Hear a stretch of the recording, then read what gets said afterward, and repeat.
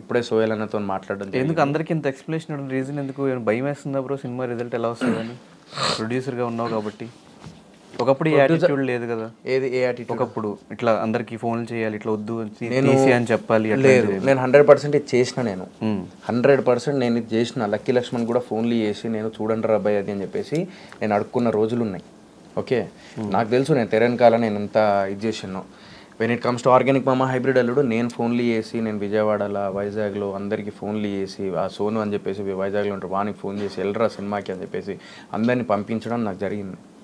So నేను ప్రతి సినిమాకి చేస్తాను. ఈవెన్ మిస్టర్ ప్రెగ్నెంట్కి కూడా అంతే. అందరికీ ఫోన్లు చేసి మీరు ఇప్పటికీ వీడియో ఉంటుంది, అరే ఫలానా నేను సినిమా చేసిన చూడండి అది ఇది అని చెప్పేసి ఏరియా వైజ్ చెప్తూ నేను వీడియోలు చేసిన రోజులు ఉన్నాయి.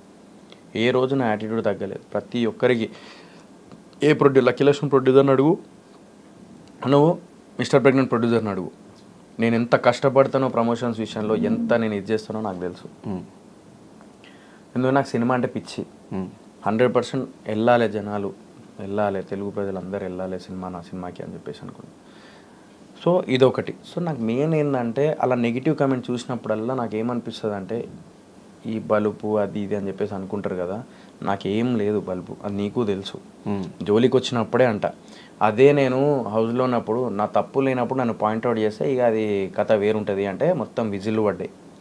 మరి అదే కథ వేరుంటుంది అని చెప్పేసి నేను ఇప్పుడు అదే మాట చెప్తూ ఉంటే అదే సోయల్ గాడు ఎందుకు నెగిటివ్ అవుతాడో నాకు అర్థమవుతలేదు. అంటే అదొక రియాలిటీ షో, అదొక రియల్ వరల్డ్ అంటే కాదు. ఇప్పుడు రియల్ అంటే నేను ఇప్పుడు ఇక్కడ రీల్గా ఉండాలా చెప్పు కెమెరా ముందు, అది రియాలిటీ షో యాక్సెప్ట్ చేసారు.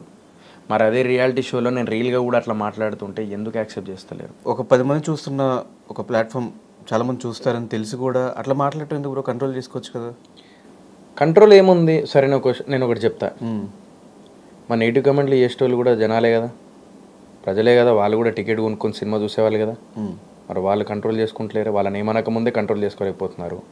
మరి నన్ను అన్నప్పుడు లేకపోతే నేను లైక్ నెగిటివ్గా ఉన్నప్పుడు